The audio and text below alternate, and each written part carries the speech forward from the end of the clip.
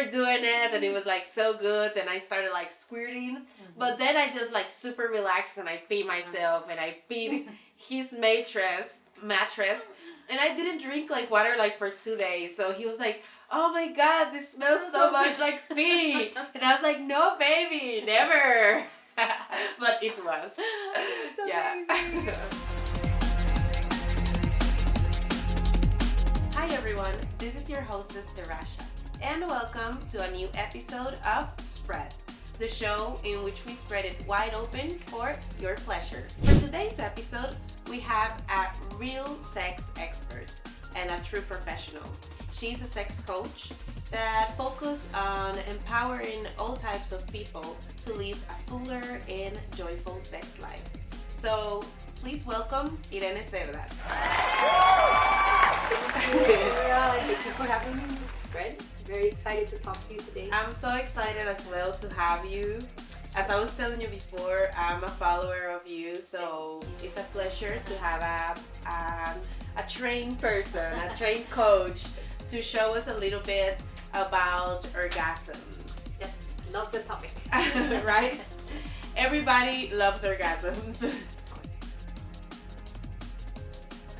So Irene, let's talk about female orgasms.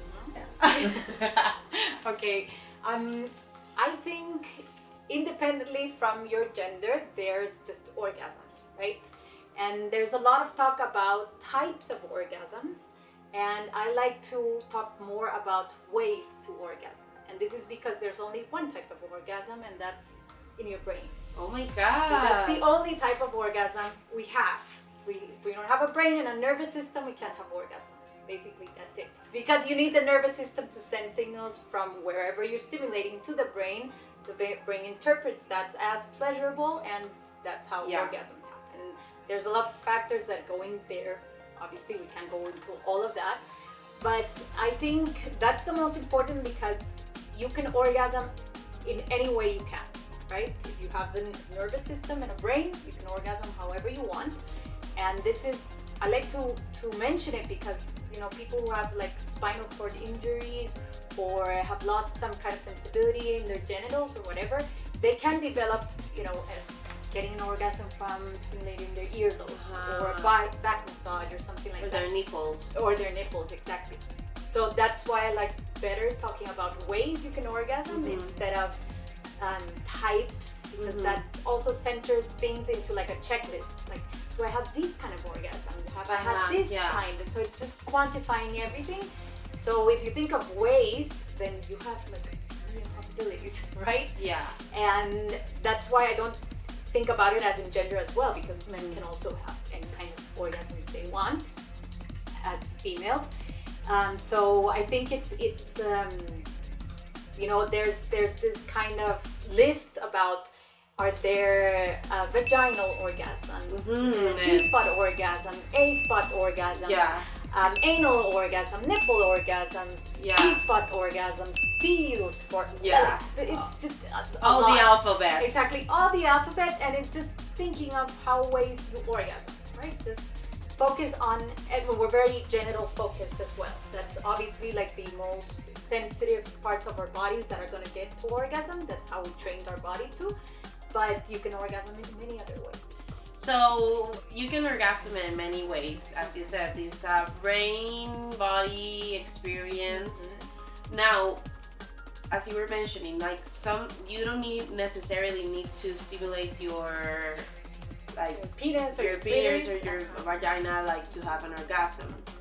What are other parts of the body that are really sensitive and that you know that are actually that they work? Well, I don't know if they all work, but according to some people, you know, lots of people, I think the most common ones are nipples. Those are the non-genital ones.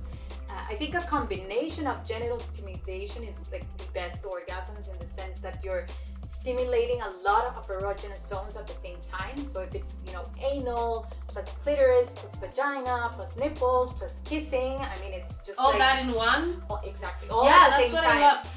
The way I can is like if I'm like being like penetrated or not, but I like to be like stimulated like in the whole area, you know, not only like they're like touching the button, right? No, that doesn't, I mean, it works, but it's not the most fun. Exactly. But there's like many ways. I've heard people orgasm from breathing exercises. I'm just breathing from doing like physical muscle exercises, especially in the pelvic. But without touching themselves. No touching genitals. Just I heard Lady Gaga does that. Exactly. There's also people just thinking about it, just fantasizing about something, and they orgasm. Yeah. Sleep orgasms are quite common. I had one of those. Have you? Yes. That's and crazy, it's right? Super interesting. Yeah. How that happened. I'm not even touching myself. Exactly. So that's how you know there's possibilities of doing so many things without touching yourself. Wow. And now, so you don't focus in all of these that the people say like about the A spot, the G spot, the A, B, C, D, H, D. That doesn't matter. No, I do focus in that. That's a way, and that you can build the sensitivity if that's a part that maybe you want more pleasure from, but don't focus on the goal of I have to have this kind of orgasm. Because for example, I mean, you could be very clitoris focused in your orgasms, and some people are more vaginal, for example, and they can come from just penetration alone. Most women need clitoral, and why not vaginal? But if you just focus on one thing, then you get frustrated that I have to come this way and I have to make it like God, that happens to me. So you get frustrated, and that's the brain getting into alert mode. It's getting stressed that you have to do something, and when you're in alert mode, you just don't work. You're not gonna orgasm. You're not gonna feel pleasure.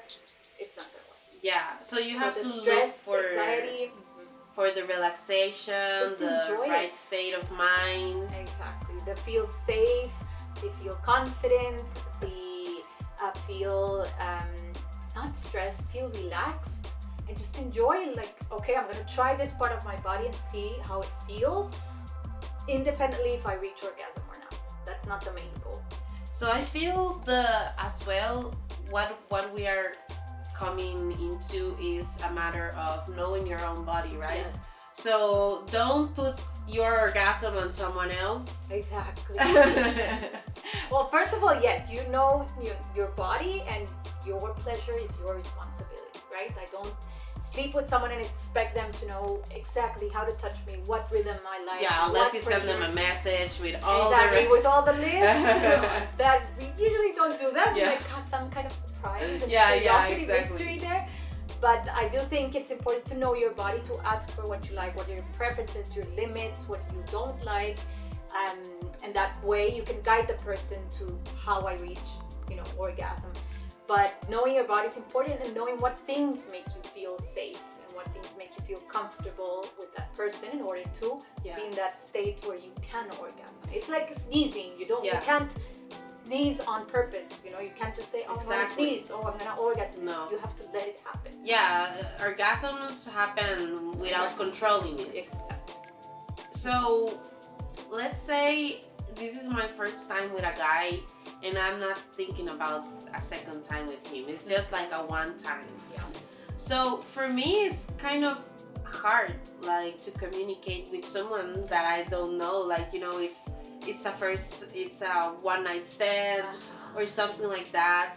But as well, we look for that experience to have pleasure, and sometimes they're not pleasurable for the same thing, right? Because I don't feel the confidence or to the trust to tell this person this is the way I like it. So what do you recommend, like, in that type of situation? Solve my life. I recommend talking, saying it. It's the only way. We don't read minds, so it's the only way to make sure as much as possible that the person knows what you like and what you don't like, what turns you on, what turns you off. I mean, it can be in a dirty talk kind of way, like, I like this, can you do this? You can guide it into that, instead of being like very formal, like this is what I like this, no, not the most erotic sense, but I think just talking like lightly about it, and you can also be open to let's try as we go as well. But I think there's an element of vulnerability as well. If you don't trust the person at all, then you're not gonna have sex with them, right? So if there's some kind of trust and feeling safe, then okay, you can be just a little bit vulnerable and say, maybe I'm a bit nervous, or hey, I don't this way. I need this kind of stimulation so I can orgasm. So just express that. For most men, at least in heterosexual couples and experiences I've talked, they feel a lot of less pressure when the person says, this is what I like and this is how it comes. So the guy doesn't feel pressure to know how to please. Guess that. And be like, oh, I'm all over the place, and the other's like, yeah, this is not going to happen. So why not just talk about it? We have to talk, like when you scratch like your back, right? Yeah. You really easily tell someone, can you scratch my back? No lower, no faster, no harder. That has to be the normal way of talking about sex as well. That's what we should achieve too. Not that it's easy. Let's say after this I want to go with my partner. I don't have a partner, but it's my imagination. But let's say after this I want to go with my partner and I want to try a new type. I want to make him differently. Let's say. I know you're telling me, right? All of this, it doesn't work because you already told me that the orgasm is mental. So I'm like, no, it's a combination. No, yeah. But let's say I have heard that there is this anal orgasm because the prostate is nearby the anus. They are neighbors. Yes. So can you guide me about that? Because that's the thing. I would like to experience, and I'm pretty sure that people after listening to this episode, they would like to go and experience new ways of right? Yes. So give us tips of finding new ways of Yes. Well, I usually don't give tips in the sense that it's very personal to what the person likes. I think the best tip I can give you is just have as much as information as you can about what you're gonna do. So if you're talking about pleasing, a penis and a prostate, then you have to learn all about the anatomy of the anus and how it works. I always say you have to be penetrated to know what it is, to penetrate. So if you've been penetrated, anally, then you know the kind of time and vacation and relaxation and lubrication and blah blah blah that you need, right? So you're gonna do that with your partner. When you haven't experienced that, you're just gonna go like all in. Not the best way to do it. So if you're gonna try prostate play, I think most important is to turn on the body, all the body first for a long time. Just everywhere. I think activate the body. Activate the whole body. Lastly, the genitals, because it's the most important one. Focus a lot on pleasuring the penis first, and that builds the excitement a lot. And once if there's an erection or the person is really, really, really turned on and wants more, there's a lot of consent going on as well. Yeah. Do you want me to go down? Do you want the anal area to be licked or to be touched or whatever? If there's a no, then obviously you don't go there. Okay, so once the penis is erect and there's a lot of arousal and excitement, then you can start teasing the anus. Once there's consent, obviously. Okay. So you tease the anus just like in the outer part. Yeah. Just right there. You can do it with your finger, with your tongue, with your toy, whatever feels comfortable, and slowly start getting in there. And just listen a lot to the body, to what the person expresses, verbally or non-verbally. You'll see if it tenses up, not ready, if it's relaxing. There's a lot of other tips and tricks you can do to relax the anus and to get in there. But you do have to get around, I would say probably like this. Yeah. To reach the prostate, you'll feel like what? Like how much? Maybe like this or a little bit more. It depends. Some men have it a little bit more side, some more inside. And what do you feel? You feel like a different texture. It could be a different texture, or like a bump, like the bump of something different. And you ask the person if that feels good. You can stimulate it, just circling around and palpitating, whatever the person tells you feels good. And you continue until they reach orgasm or not, or just feels pleasurable and then they want to stop because it's weird. That's okay. Okay. It's also normal to lose the erection when you're getting anal stimulation. So that's normal. It's just the brain focuses on another part, so the other part. But if not, continue both stimulating everything. Don't forget about touching the others. Yes. Yes. Kiss the whole area. And no hurry. Like take it slow. Enjoy it. Like it doesn't have to be like, oh, we want to reach this. Yeah. Maybe it's the first time you don't, and that's okay. So that's another way of giving pleasure to your partner from another place. That's what I'm gonna do today. Okay. To my imaginary partner. Oh, you can write to me and I'll give you more. Yeah, I want a Bible, a full book on that, please. I do have a workshop on anal fancy. pleasure. Okay. Yeah, you have a workshop, right? Of anal pleasure. Yes. For girls and guys. For girls and guys, for alone time, for self pleasure, and for couples. Oh, that's great. That's great. Follow Irene on all her social media. What is your social media? It's Instagram. It's Irene Sex Coach. Some people, especially women, they have a really hard time reaching the orgasm when they are with their partner. So why is that? How do you think we can reach orgasms more easily? Okay. I think this has a lot to do with what's called the orgasm gap. I don't know if you've heard of it, but basically, statistically, what it says is that heterosexual men reach orgasm 95% of the time they have intercourse, compared to 65% of heterosexual women. And lesbians have it 86%. So that, in a way, what it says is that the way heterosexual people are having sex is not prioritizing the kind of stimulation women need for orgasm. So we gotta be lesbians, all of us. Why not try it? But that's I would say it's like I always say, it's a lot of factors. Yeah. It's the mental, it's the emotional, it's the everything. But in order to reach orgasm, you have to be, safe and relaxed and confident and all these things for your brain to really be there. So if you're not feeling that with a partner, not completely, then that makes it more difficult to orgasm. When you masturbate, there's no stress. Exactly. First of all, you're gonna get your orgasm. So you're not worrying about it. Yeah. When you're with someone, you're worrying about everything. Yeah. If he likes it, if she's enjoying it, if I look good, if the I'm body, feeling good, everything. You become body conscious. And you become orgasm conscious. Yes, well, exactly. am I gonna make it? Am I taking too long? Yeah, if the guy's stressed, Exactly. Is he liking is he it? tired? Do I smell good? Do I taste good? All these things. So obviously you're not being present in the moment. You're not feeling what your body, is giving you, all the sensations, all the pleasure. So reaching orgasm is going to be very, very difficult. So I would say the best thing you could do, like off the top of the list, is get the type of stimulation you get when you're alone with a partner. You can be creative because there's a lot of ways that, vagina owners masturbate.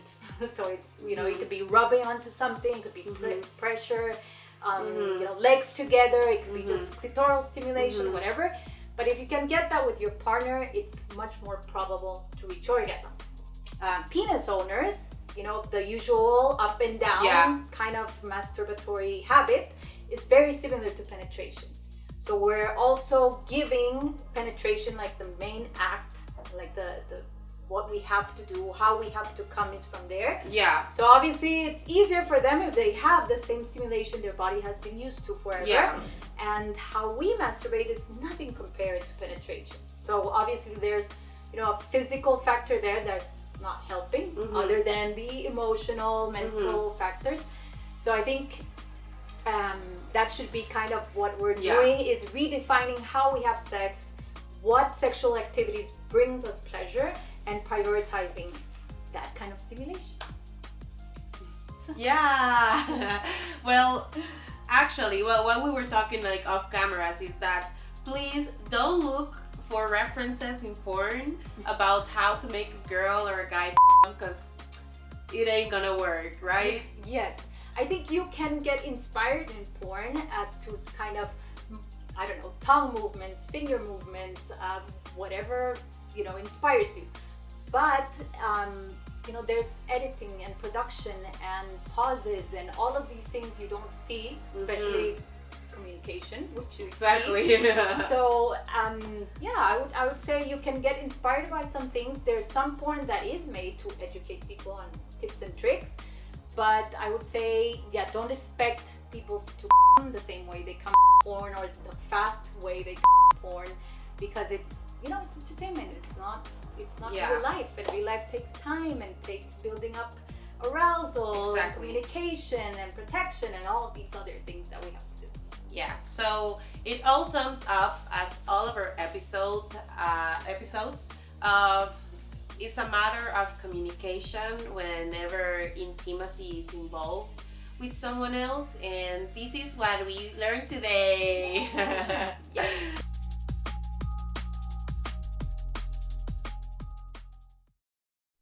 Spread the facts. The surge of oxytocin that occurs during orgasm triggers a release of a feel-good endorphin that acts as a powerful pain reliever. So, next time something hurts, just masturbate. Studies show a statistically significant relationship between higher ejaculation frequency and lower risk of prostate cancer in men. So guys, start playing with your ass.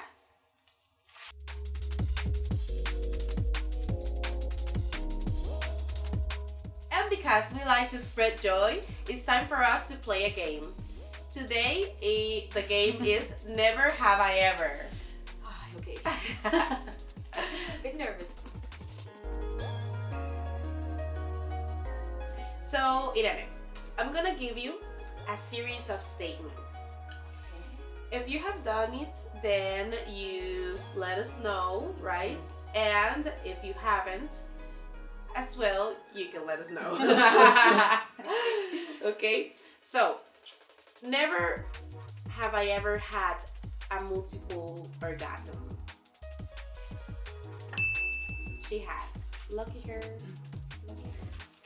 Okay. Now, never have I ever squirted so much that I ended up peeing myself. I haven't. You haven't? No, Oh, I have. Let me tell you my story, right? So it was this guy that I loved. That I loved not because I was in love, because I loved how we fucked. And but he was like, he was a bad boy, like he was an ass, right? So I was like, this is the last time I'm gonna fuck with him, but I'm gonna just ruin his life, right? So we were doing it and it was like so good, and I started like squirting, but then I just like super relaxed and I peed myself and I peed his mattress, and I didn't drink like water like for 2 days. So he was like, oh my god, this smells so much like pee. And I was like, no baby, never. But it was. Yeah. I don't know. Yeah. So sorry Juan. Okay. So the other question is, never have I ever swallowed the cum. You have? Do you think that's healthy? I think it's very personal if you want, but you're not supposed to do it. Yeah, I read something And that if it it's was healthy, good. like vitamins and minerals, Yeah. yes. But it depends a lot on the health of the person. Do you think you can get pregnant? No. Okay, thank you for that. But you can get STIs. So. Oh, really? Yes. Yeah, for sure. I imagine. So don't swallow if you don't know. Yeah, where it STIs. comes from. Okay, perfect. Never have I ever convinced a guy to let me lick his ass. Convince a guy. Yeah, to lick like, hey, you gotta try. I would say have. You But have not convinced. Just like persuade. told him and he got into the idea. So Okay, convince great. sounds anti-consent. Yeah, So, right. Talked him through it. Okay, perfect. Now, the next one is, never have I ever faked an orgasm. I have once in my life. Once? Yes. Oh my god, yeah, me too. Not. Yes. Why do you think girls fake so much their orgasm? Ooh, I think that's a whole other topic, but it has a lot to do with not being able to orgasm, so feeling like bored, trying to protect the other person's ego or feelings, wanting it to finish already because you're already done, you had yours and you want it to end fast. There's a lot of reasons. I don't recommend it for a lot of reasons, but yeah, it happens quite frequently. It's crazy that guys can't fake an orgasm, right? Can. They can? Of course they can. They can say like, oh yeah. Yes, Well, everybody's saying they can. Yes, they can. Okay, that's crazy. How do you fake an orgasm as a guy? The same way you're faking. Yeah, because you can ejaculate and not have an orgasm. Yes, that, and unless you maybe check the condom or see if the cum is out or whatever, but yeah, they can. Yeah, I do the always whole check. moaning I was and like, the give me that. shaking. Let me see. I just seen it. Okay, now next, never have I ever pooped a guy when I was having anal sex. I've never. Okay. Thank God I haven't. That's great. That's great. That's all girls' Worst fear. worst fear is getting doo-doo in the. Well, if it happens, it's quite normal. But Yeah, a little it's bit. very improbable that you shit yourself. Yeah. That's very unlikely. Unless you don't prepare and don't have the adequate information. Unless you had some tacos. Or if you have Yeah, because Mexican food, yeah, spicy food. exactly. yeah, All that. diarrhea. You shouldn't. If you know that you are gonna have anal, you shouldn't have like Yes, a like exactly. something. Yes, you prepare yourself. Yeah, you have to be like lightweight. That's a fighter. Please. Okay, and I have. Oh, we are almost done here. Never have I ever been attracted to one of my sex coaching clients. No, I have. Very. Guilty. You have. Oh my God! I said. have. Oh what? Yeah, I was gonna say she was very professional, you know, but. Yeah, I don't know. It's impossible, right? You don't act on it. It's just Yeah, like, it's oh, not like you're very gonna. handsome. Yeah, like yeah. But you still keep it. Yeah, professional. Okay, last one. Mm-hmm. Never have I ever been surprised by one of my clients' questions. Oh, that's a tough one. Surprise. I've never been surprised. I would say haven't. Like I wasn't expecting it, but I've been I'm not very surprised, like to the extent that oh my God, what is that? No. What is like something that you never thought someone will ask you? I think one of the most difficult questions I've had was around a fantasy of sleeping, well, not sleeping, having sex with a dog. Yeah. And I wasn't really prepared for all the information I needed, not to shame that person, not to make them feel bad because it's a common fantasy. Yeah. But that was like, okay, how do I handle this? And how do I handle my own perceptions of Was this person with the dog? No, they went to coaching with the dog? She wasn't with the Okay. No, she wasn't coaching, she was just a text I got. Oh. An Instagram Okay. message. That That was was a question I was like, oh wow, okay. that's crazy. Yeah. Things with animals, it's another topic. It's another topic for another day. Yeah, it's interesting. Thank you so much for joining our game section sponsored by La Neperia. I brought you something special from, well, they sent you this. So, what do you think about this? It's a boob. It's a boob! Beautiful. Boobies, boobies, boobies, boobies.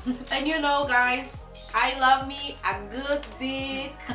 So, we're just gonna give it a little bite, taste it, and you tell me what you think about your titty. Yeah, your boob. Okay.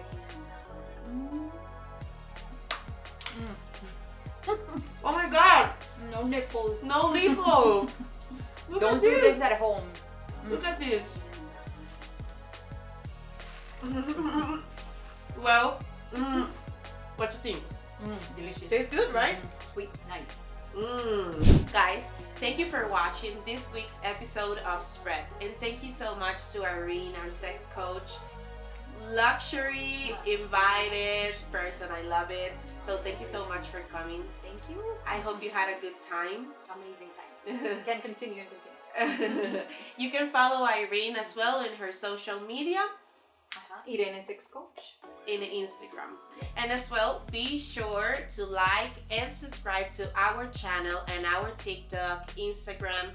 And I hope you guys have enjoyed. And we will see each other next week to spread it wide open for you.